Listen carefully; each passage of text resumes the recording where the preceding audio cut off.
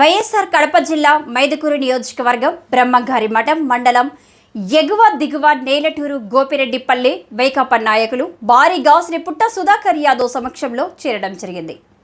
బ్రహ్మంగారి మఠం మండలం దిగువ నేలటూరు గోపిరెడ్డిపల్లి ఎగువ నేలటూరు గ్రామానికి చెందిన వైఎస్ఆర్ కాంగ్రెస్ పార్టీ నాయకులు మన్యం నాగేశ్వర్ రెడ్డి, మన్యం రవిశంకర్ రెడ్డి, మల్లికార్జున రెడ్డి వారి అనుచర వర్గం సుమారు 150 కుటుంబాల వారు మైదుకూరు నియోజకవర్గం తెదేపా ఎమ్మెల్యే అభ్యర్థి పుట్ట సుధాకర్ యాదవ్ సమక్షంలో తెలుగుదేశం పార్టీలో చేరడం జరిగింది.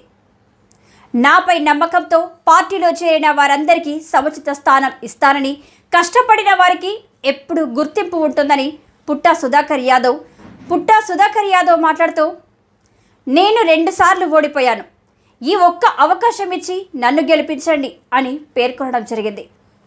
అంతేకాకుండా నేను గెలిస్తే మైదుకూరు నియోజకవర్గం సస్యశ్యామలంగా మారుస్తాను. అంతేకాకుండా నా మండలమైనటువంటి బ్రహ్మంగారి మఠం మండలాన్ని అనేక రకాలుగా అభివృద్ధి చేసి చూపుతానని చెప్పడం జరిగింది.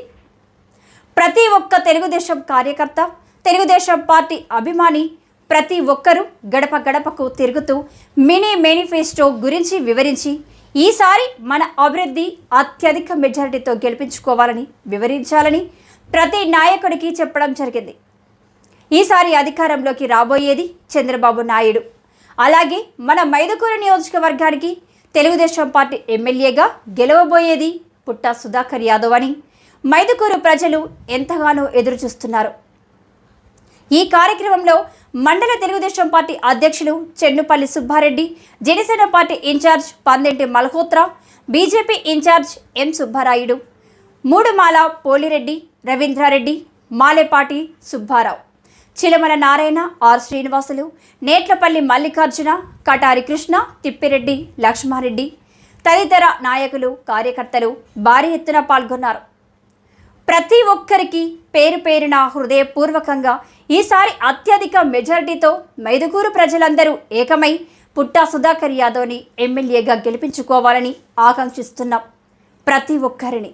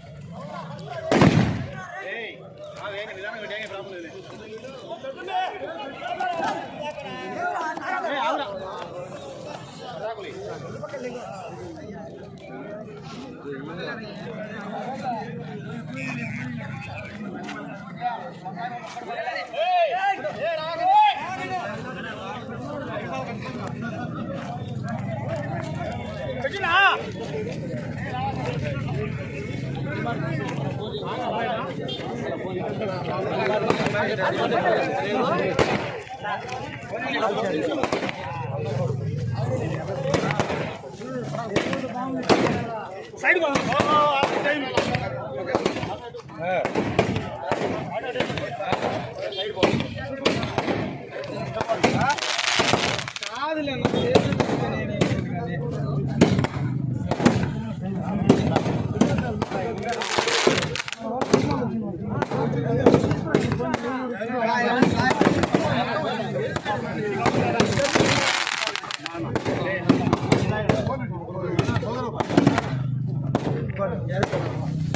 రండి ఎండ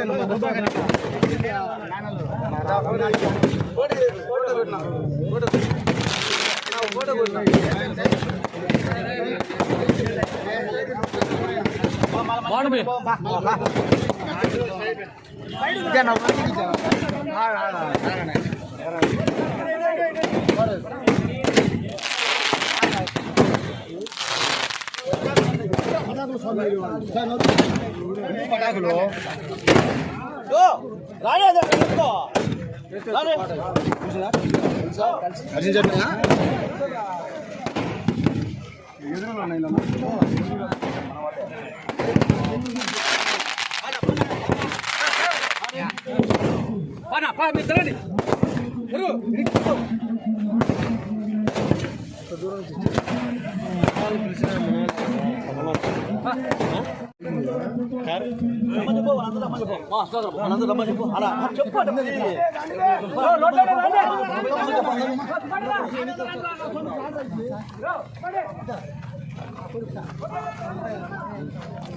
కూర్చోవాలి ప్లీజ్.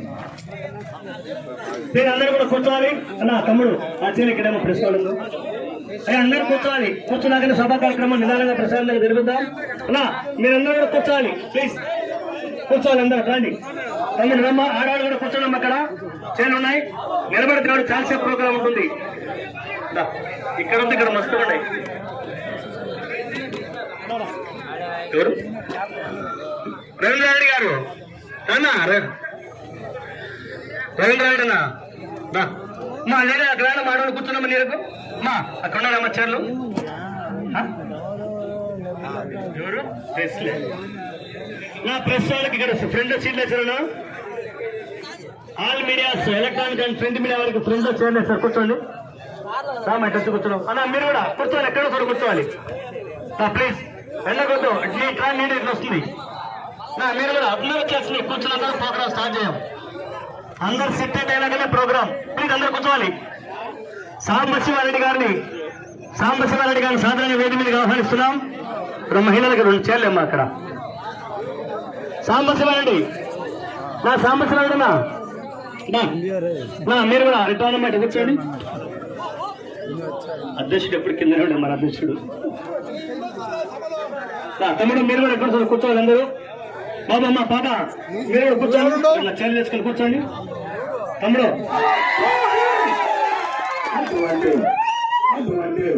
రఘురామరెడ్డి గారు గెలిస్తే మన ప్రజలందరికీ కూడా తీవ్రమైన ద్రోహము. చంద్రబాబు నాయుడు గారు రాజ్యం వెళ్తే ఆ రోజు లంచమడిగా వాడు లేడు. ఎవరు కూడా లంచం తీసుకోవాలంటే భయపడతాను. జన్మం కమిటీలోకి వస్తే ఊళ్ళలో ఎంఆర్ఓ ఎండిఓ ఉంటే భయపడతాను. ఊళ్ళో పోతే నిలదీస్తారు. ఎవరాన్ని భయపడతాను. ఈ రోజు నాయకుడు ఎవరిని అడిగే లంచం ఇస్తేనే మీకు పని చేస్తారు, లంచం రాకుంటే పని చేయరు, నిరుత్సాహంగా చెప్తాడు. మన జగన్ సార్ ఏమంటాడంటే ఎక్కడైనా కానీ అవినీతికి పాలన లేదు, ఎక్కడైనా కానీ రూపాయలు లంచం ఇవ్వకండి, ఇంత మేలైన గవర్నమెంట్ లేదని మన జగన్మోహన్ రెడ్డి గారు అంటారు. మరి అక్కడ జరిగేది ఇక్కడ జరుగుతుందా? మన ప్రజలే ఒకసారి చెప్పాలా? ఏ యాత్ర జరుగుతుందా?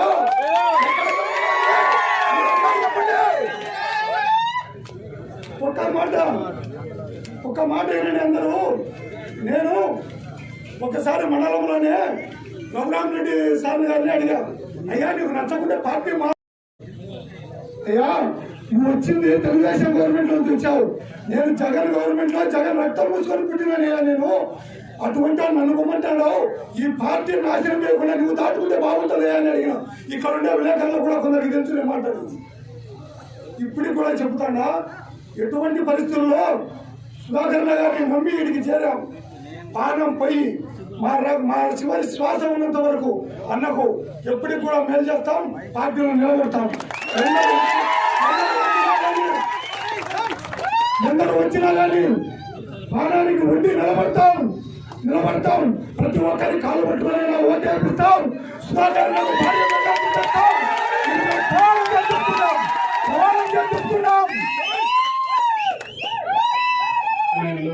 పెద్ద పెద్ద రేట్లు ఎంతో మంది వచ్చి వాళ్ళ సుధాకర్ నాయకత్వం నచ్చి ఈ రోజు తెలుగుదేశం పార్టీకి ఇంత ఘనంగా చేరుతున్నందుకు చాలా చాలా సంతోషంగా ఉంది. ఆ కోవలో భాగంగా చదువుకున్నవాడు, విద్యావంతుడు మన నాగేశ్వరరెడ్డి గారు ఇంత భారీగా సభ పెట్టి ఈ రోజు సుధాకర్ నాయకత్వం వచ్చి పార్టీలోకి వచ్చినందుకు పేరు పేరున ధన్యవాదాలు తెలియజేసుకుంటున్నాం. అలాగే నాగేశ్వరరెడ్డి గారికి మద్దతుగా ఈ రోజు మా జనసేన పార్టీ నుంచి జయరాజ్ గారు, అలాగే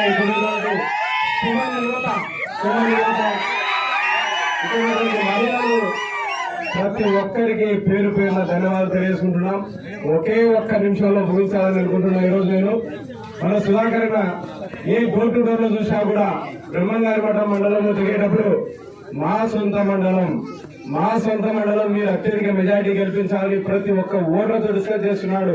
కాబట్టి ఎందుకు ఆయనకు ఇంత ప్రేమ ఉంది? దాదాపు 12 సంవత్సరాలుగా ఆయన సొంతంగా ఖర్చు పెట్టుకుంటూ ఊరు తిరుగుతూ వాడవాడ తిరుగుతూ మా బ్రహ్మంగారి మండలం ప్రజలు బాగుండాలి, ఇక్కడ ఎంతో ల్యాండ్ బ్యాంక్ ఉంది, ఎంతో నిరుపయోగమైన భూములు ఉన్నాయి, అందరికీ సోలార్ ప్లాంట్ పెట్టి సోలార్ ప్లాంట్ ద్వారా ప్రతి ఒక్క కుటుంబం బాగుండాలని అన్నగారు ఎన్నోసార్లు చెప్పారు. అలాగే ల్యాండ్ బ్యాంక్ చాలా ఉంది కాబట్టి భూమి పట్టాలు ఇస్తామన్నారు. ఇలా అన్నగారికి అంత ప్రేమ ఉన్నప్పుడు మనం ప్రేమ ఇవ్వలేమా? ప్రజలు అడుగుతున్నా. ఖచ్చితంగా మనం ప్రేమించాలి. అన్నగారికి 2 ఓట్లు ఖచ్చితంగా వేయాలి. ఒక ఓటు ఎమ్మెల్యేకి, ఇంకోటి ఎంపీకి వేయాలని ప్రతి ఒక్కరిని పేరు పేరున కోరుకుంటూ సెలవు తీసుకుంటున్నాను. జై జనసేన, జై తెలుగుదేశం, జై సుధాకర్. Thank you.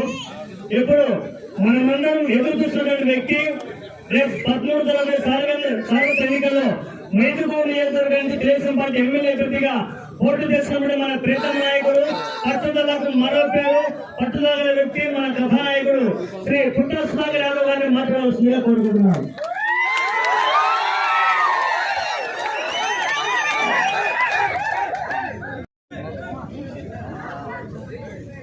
ఈరోజు నేలటూరు పంచాయతీ నుంచి మన్యం నాగేశ్వరి గారు, అదే రవిశంకర్ రెడ్డి గారు, వారి అనుచరులందరూ సుమారు వైకాపా పార్టీ నుంచి మన పార్టీ చేరినందుకు వారికి అందరూ కూడా కృతజ్ఞత అభినందనలు తెలియజేసుకుంటున్నా.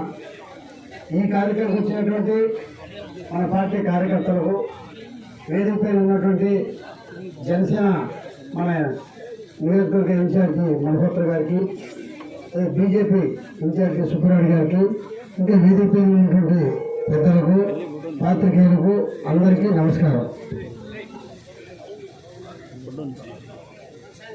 ఈరోజు మన మఠ మండలంలో నాగేశ్వరరెడ్డి, అదే రకంగా రవిశంకర్ రెడ్డి వీళ్ళని కోఆర్డినేట్ చేసి మన మండల ఇన్ఛార్జి సుబ్బారెడ్డి గారు, అదే కోల్రెడ్డి గారు అందరూ కలిసిమెలిసి ఈరోజు ఐక్యతగా మన పార్టీని బలోపేతం చేసేందుకు వారందరూ కలిసిమెలిసి ఉన్నందుకు వారికి అందరూ కూడా ధన్యవాదాలు తెలియజేసుకుంటున్నా.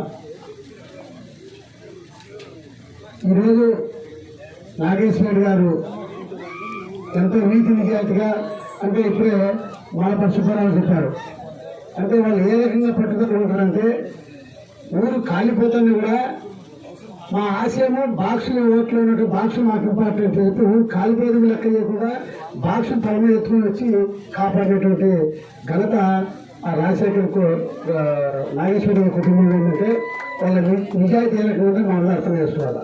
అంటే పట్టుదలకు మారిపోయారు అంటే నాగేశ్వరి కుటుంబమే. ఇంకో ముఖ్యంగా ఏ పార్టీ ఉంటే ఆ పార్టీలో నిజాయితీ పనిచేయాలా, మనం నమ్ముకునే నాయకుడిని మనం గెలిపించుకోవాలా అని ఆకాంక్ష ఉన్నటువంటి వాళ్ళు 2014-2019లో వారికే ఇక్కడ ఇంతమంది దొంగలు మన పార్టీలో వచ్చారు.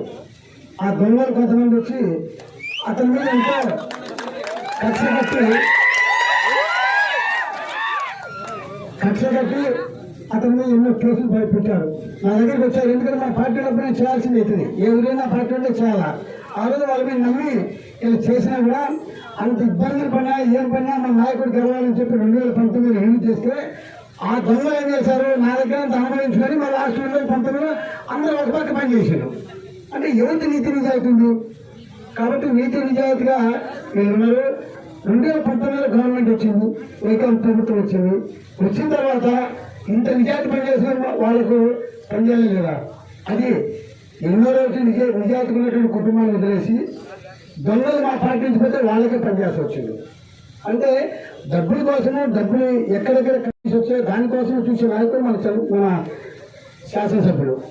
ఇదే రకంగా ఈయన కాంగ్రెస్ పార్టీలో ఒకే పార్టీలో ఉన్నారు, ఎన్నో సంవత్సరాలు కాంగ్రెస్ పార్టీలో ఉన్నారు. ఆ తర్వాత వైకాపా పార్టీ పోయినారు. వైకాపా పార్టీలో నేను లాస్ట్ 2019 చాలాసార్లు అడిగినా, రావాలా మా పార్టీ కంటే రాలా, నేను నా పార్టీ నమ్ముకున్నందుకు నేను చేయాలి సార్, నేను వచ్చే కాదని చెప్పారు. ఈరోజు ఆ పార్టీలో అంతా అన్యాయం జరిగింది, నాకు ద్రోహం చేసిండు.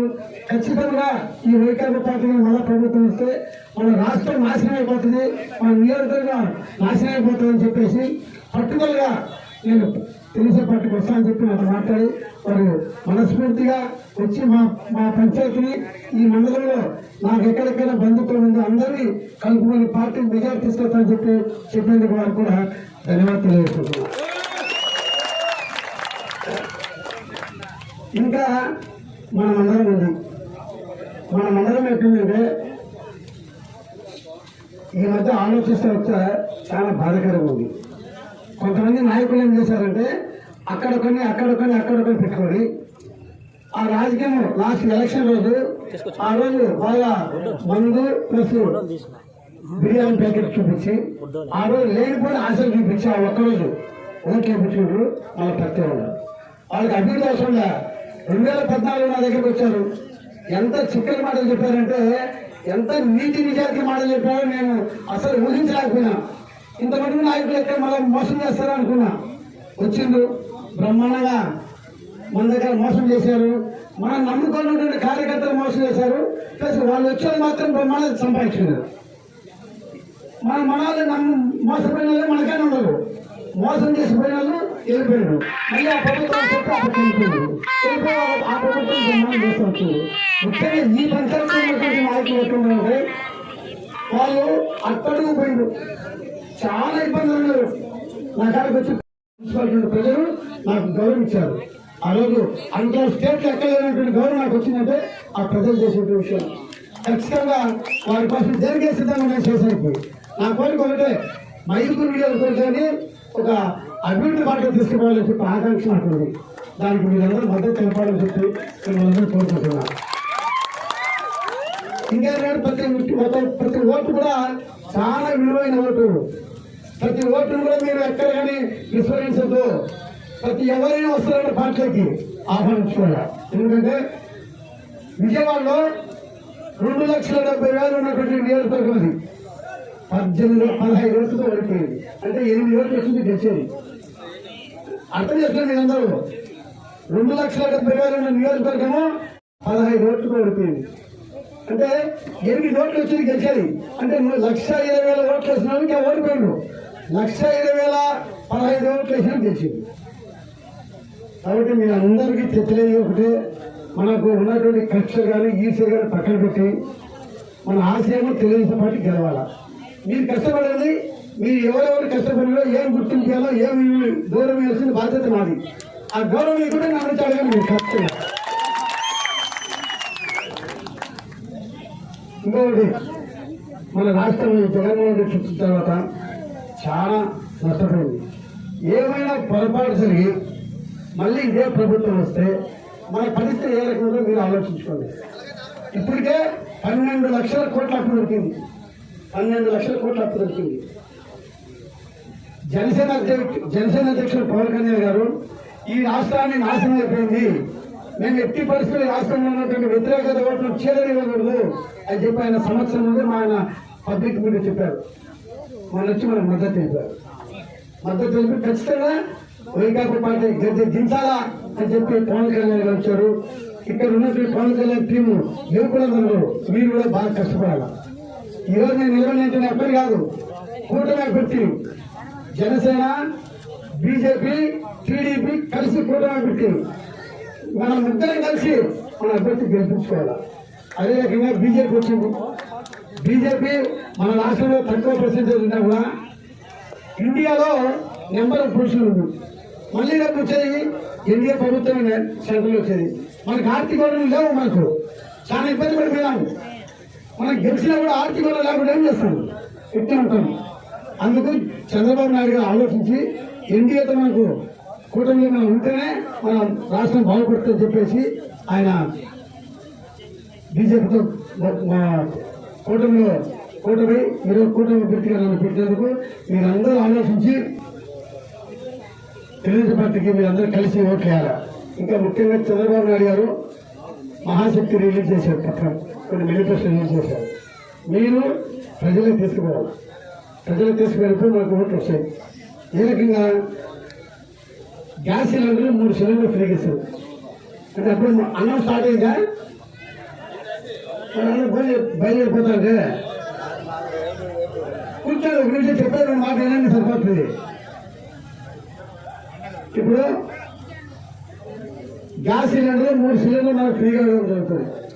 ప్రతి కుటుంబానికి సంవత్సరం 3 సిలిండర్లు ఫ్రీ ఇస్తారు. అదే రకంగా మహిళలు ఎక్కడ తిరిగినా బస్ ఛార్జ్ ఉండదు, ఇంకా ఫ్రీగా బస్సులో పోవచ్చు. అదే రకంగా మహిళలు ఇంట్లో ఉంటున్నా 18 సంవత్సరాలు మహిళ 59 సంవత్సరాలు ఉన్నా కూడా వాళ్ళకి 1500, ఎంతమంది ఉంది అంతమందికి 40 నుండి 6000 రూపాయలు ప్రతి నెల అకౌంట్ పడుతుంది. 59 సంవత్సరాలు దాటితే పింఛన్ వస్తుంది. పింఛన్ ఇప్పుడు 3000 ఇచ్చేవాళ్ళు, ఖచ్చితంగా మన ప్రభుత్వం వచ్చినాక 4000 రూపాయలు పింఛన్ ఇస్తారు. ఇంటింటికి తీసుకొచ్చి ఇస్తామని చెప్పి సందర్భంగా మీకు తెలియజేసుకుంటున్నా. అదే రకంగా యువకులు ఉద్యోగం లేదు, మన ప్రభుత్వం వచ్చి 20 లక్షల ఉద్యోగాలు ఇస్తాం ఖచ్చితంగా. ఆ 20 లక్షల ఉద్యోగాలు వచ్చేంత వరకు వాళ్ళకి ప్రతి యువకులు కూడా 3000 రూపాయలు వాళ్ళ అకౌంట్ జమ చేస్తామని చెప్పి ఈ సందర్భంగా మీకు తెలియజేసుకుంటున్నా. అదే తల్లికి ఉన్న పథకం, చదువుకునే పిల్లలు ఉన్నారు, వాళ్ళు ఎంతమంది చదువుకుంటే అంతమందికి 15,000 రూపాయల ప్రకారం వాళ్ళ అకౌంట్ జమ చేయడం జరుగుతుంది. ఎంతమంది అంతమందికి. అది అన్నదాన పథకం కింద రైతులకు 20,000 రూపాయలు ప్రతి సంవత్సరం వాళ్ళ అకౌంట్ చేయడం జరుగుతుంది. కాబట్టి మీరు అందరూ ఆలోచించుకోవాలా. నా కోరిక ఒకటే, మన నియోజకవర్గంలో కొన్ని హామీలు ఇవ్వడం జరిగింది నా తరఫున. ఫస్ట్ హామీ ఏంటంటే శ్మశానాలు అనేది చాలా ప్రతి గ్రామంలో ఇబ్బంది ఉంది. ఆ శ్మశానాలు రూపురేఖ దిద్ది వాళ్ళు కొత్తగా వాళ్ళ కాంపౌండ్ వాళ్ళు వేసి వాళ్ళకి ఏ సమస్య లేకుండా తీర్చాలని చెప్పి ఒక నిర్ణయం తీసుకోవడం జరిగింది. రెండో రాజు ఆనకట్ట, అంటే మనకి రాజు ఆనకట్ట వల్ల మనకి ప్రయోజనం ఉండదు మన మండలానికి. అది ఆ 4 మండలాలకు అవకాశం ఉంది కాబట్టి అక్కడ రాజు ఆనకట్ట కట్టిస్తాం. ఖచ్చితంగా నేను 2 సార్లు ఓడిపోయినా. మీరు చేసే పని ఒకటి చేయాలా. మీకు ఉదాహరణ చెప్తా. మున్సిపాలిటీలోనే ఒక వార్డు, మీకు అందరూ బాగా అర్థం గుర్తుపెట్టుకోవాలా. మున్సిపాలిటీ ఒక వార్డు ఉంది. ఆ వార్డు మనకు గెలిచే పరిస్థితి లేదు ఎప్పటికీ. 2000 ఇంతవరకు కాంగ్రెస్ గెలుస్తూ వచ్చింది, ఆ తర్వాత వైకాపా గెలుస్తూ వచ్చింది. మాకు సర్వే టీం వచ్చింది. సర్వే టీం వచ్చి మీరు ఎన్ని గెలుస్తా నాకు ఐడియా చెప్పాడు. మీకు 10 నుంచి 12 గెలుస్తా, అందుకని గెలవలేదని చెప్పారు. అప్పుడు అదే మనకు ఇంకా ఎక్కువ కావాలంటే నేను గెలిపిస్తానని చెప్పాడు. వాళ్ళ మాట నమ్మలే మేము. ఒక్క మోసగాళ్ళు వచ్చి మోసం మాట చెప్తున్నాను అనుకున్నాను. వాడు నాకు ఒక వార్డు నాకు బాధ్యత ఇవ్వండి, నేను గెలిపించి చూపిస్తానని చెప్పారు. ఇచ్చిన ఒక వార్డు ఇచ్చినాక ఏం చేసిన ఆయన చేసినటువంటి ప్రాసెస్ ఎట్ చేశారంటే, ఫస్ట్ ఇచ్చిన తర్వాత ఓట్ల విషయం అడిగాడు. ఆ బూత్లో 950 ఓట్లు ఉన్నటువంటి బూత్ అది. ఆ బూత్ ఇచ్చిన తర్వాత వాళ్ళు ఫస్ట్ ఓట్లు ఇచ్చిపోయి వెరిఫై చేశారు. దాంట్లో 142 టీడీపీ ఉంది, 358 ఓట్లు వైకాపా ఉంది. ఇంకేంటంటే ఆడికి 400 అయిపోయింది. ఇంకా 450 ఓట్లు తటస్థానం ఓట్లు ఉన్నాయి. ఈ తటస్థంలో దాంట్లో ఏం చేంజెస్ కాదు. అతను గెలవాలంటే ఈ తటస్థమైన ఓట్లు మనం మోటివేట్ చేసుకోవాలి అని ఆయన ఏం చేశారు. ఆ 450 ఓట్లను ఎన్ని కుటుంబాలను బైఫర్గా చేశారు. 92 కుటుంబాలు ఆ 450 ఓట్లకు 92 కుటుంబాలకు ఒక 5 మంది యువకులు పెట్టిండు. అంటే 15 ఏళ్ళకు ఒక 6 మందిని పెట్టి అక్కడ ఏం చేశారు. ఎలక్షన్ ఒక వారం ముందు టైం 5 రోజులు వాళ్ళు ప్రతి ఒక్కరికి 15 కుటుంబాలు పొద్దున్న నుంచి సాయంకాలం 6 గంటలకు ఏం పడలే. వాళ్ళకేదో జీతం మాకు సాయంకాలం 1000 రూపాయలు డబ్బులు ఇస్తారు. వాళ్ళు పొద్దున్న నుంచి సాయంకాలం ఆ ఇంట్లో 10-15 సార్లు అడిగారు.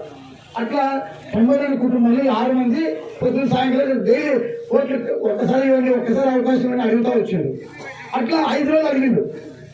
5 రోజులు మాకు ఓట్లు ఏంటి 5 రోజులు పెడితే ఒక ఓట్ల దగ్గర 25 సార్లు పోయి అడిగి రిపోర్ట్ చేస్తున్నాడు. లాస్ట్కి ఎలక్షన్ జరిగితే 12 ఓట్లు గెలిచినాడు.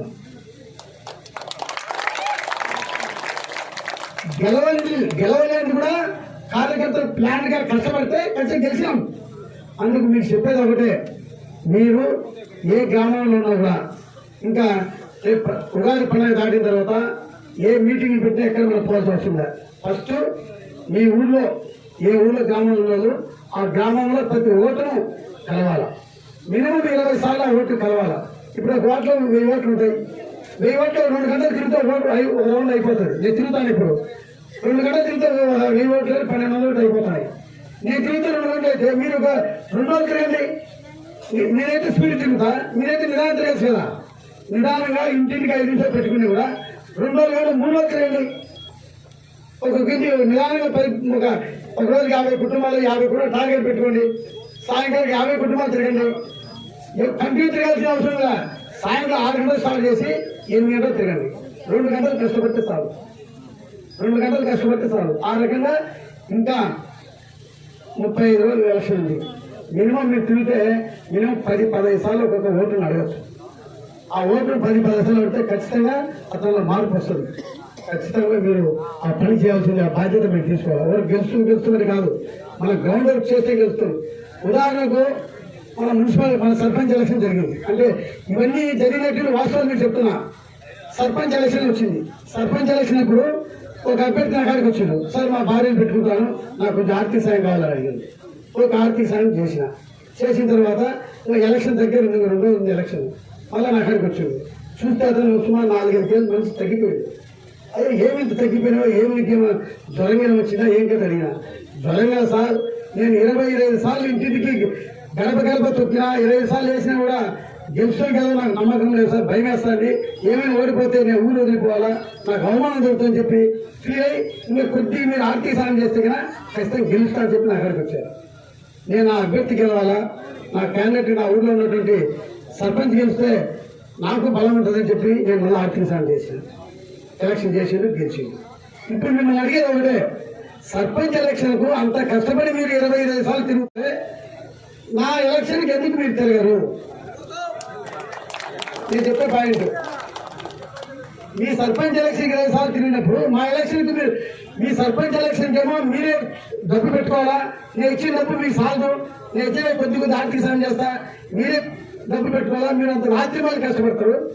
మా ఎలక్షన్కు అదే మీరు ₹1 ఖర్చు పెట్టుకోవాలండి, నేనే ఇస్తా. మీరు ఓన్లీ ఓటు అడగమని చెప్పేది కూడా మన తూకమైతే మన పరిస్థితి ఎలా ఉంటుందో అర్థం చేసుకోవాలా. రేపు మన ప్రభుత్వం వస్తే కదా పదవులేని మనకే వస్తాయి కదా. మన ప్రభుత్వం వచ్చింది, సర్పంచ్ ఉంది, సర్పంచ్ తిరగాల్సిన మీద అవసరం అప్పుడు మనం ఏ అభ్యర్థి చెప్తే అభ్యర్థి నిలబడతారు, ఆ అభ్యర్థి గెలుస్తారు. జెడ్పీటీస్ కానీ, ఎంపీటీస్ కానీ, ఆ తర్వాత రేషన్ డీలర్స్ కానీ మన చేతికి వస్తాయి. ఏ పదవి మన చేతిలో ఉంటుంది. కాబట్టి మీరందరూ సర్పంచ్కి ఏ రకంగా కష్టపడి పనిచేసినారో ఎమ్మెల్యే ఎలక్షన్ కూడా అదే రకంగా కష్టపడాలి. ఎవరెవరు కష్టపడినారో, ఏ బూత్ లేని మెజార్టీ వచ్చాయో ఆ వచ్చిన వ్యక్తిని నేను గౌరవిస్తా. ఏది మెజార్టీ లేకుండా రోజు నా కాడికి వచ్చి అది చేయాలా ఇది చేయాలని నేను అక్కడే ఉంటుంది. కాబట్టి మీరందరూ ఆలోచించుకోవాలా. ప్రతి ఒక్క వ్యక్తి ఈ 30 రోజులు కష్టపడండి. మనమేమని చెప్పకుండా, గడపడితే దోమని చెప్పకుండా ఓన్లీ ఓటు అడగండి. వ్యతిరేక ఓటు విపరీతంగా ఉంది. జగన్మోహన్ రెడ్డి చేసే అరాచక పాలన ఎక్కువ ఉంది జనాల్లో. మనపై అడగాల, అడిగితే వాళ్ళు మనకు మోటివేట్ చేస్తారు. కాబట్టి మీరందరూ ప్రతి ఓటును అడగాల. 10-15 సార్లు ప్రతి ఒక్క ఓటును అడిగి రేపు జరగే ఎలక్షన్లో నేను 2 సార్లు ఓడిపోయినా. నాకు మన మండలాన్ని అభివృద్ధి చేసే అవకాశము ఒకసారి మీరు కల్పించాల్సింది మిమ్మల్ని కోరుకుంటూ, ఇంకా మన ప్రభుత్వం ఇక్కడ సైకిలర్ ఉంది, సైకిలర్కి 3 చెక్ డ్యామ్లు పెట్టించిన. ఒక్కొక్క చెక్ డ్యామ్ 7 కోట్ల రూపాయలు, 3 చెక్ డ్యామ్లు. ఆ 3 చెక్ డ్యామ్ ఉంటే గ్రౌండ్ రేట్ పెరిగేది. ఏమైంది ఇప్పుడు? నేను శాంక్షన్ చేస్తే టెండర్ పిలిచిన, వీళ్ళు వచ్చే క్యాన్సిల్ చేసేసాడు. అంటే అభివృద్ధి చేయాలని చెప్పి ఈ నాయకులకు లేదు. ఈ నాయకులకి, ఈ మండలంలో నాయకులకు, శాసనసభ్యులకు ఎక్కడ కమిషన్ వస్తాయో ఏం పని చేసుకునే ఆలోచన ఉంటుంది, కానీ వేరే అభివృద్ధి ఆలోచన లేదు. కాబట్టి మీరందరూ ఆలోచించాలా. మన నాయకుడేమో అభివృద్ధి చేసే నాయకుడు మన చంద్రబాబు నాయుడు గారు. జగన్మోహన్ రెడ్డి ఏమో అధికారులను దగ్గర పెట్టుకొని ప్రజలను భయపించి పరిపాలన చేసే నాయకుడు జగన్మోహన్ రెడ్డి. మన నాయకుడు ప్రజల కొరకు భయపడి ప్రజల కొరకు కష్టపడే నాయకుడు మన నాయకుడు. కాబట్టి ఏ నాయకుడు కావాలని మీరే ఎన్నుకోవాల్సిన బాధ్యత మీ చేతిలో ఉంది. ఎందుకంటే మీకు అవకాశం మీకు ఇప్పుడు ఉంది. ఈ అవకాశం పొరపాటుదారు ఏమైనా పోతే 5 ఏళ్ళ వరకు మమ్మల్ని ఏ ఊరు మాట్లాడరు, మమ్మల్ని మీరేమో జాస్తి మాట్లాడతారు లోపలేసి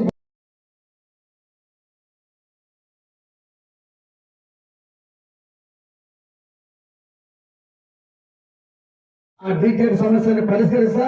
ఖచ్చితంగా స్పెషల్ ఆఫీసర్ వేసి ఈ మండలాన్ని ఉన్నట్టు దొంగ భూములన్నీ, దొంగలు కొంతమంది ఎన్నెల్లో 100 ఎకరాలు ఉంది, అవన్నీ క్యాన్సల్ చేపించి సరైన భూములు లేనట్లు కూడా భూమి ఇప్పించే బాధ్యత నేను తీసుకుంటాను. మీరందరూ ఆలోచించండి.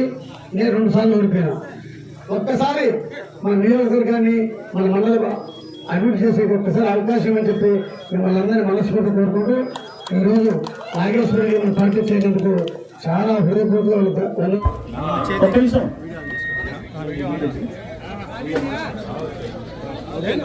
ఓకే ఒకసారి థ్యాంక్ యూ.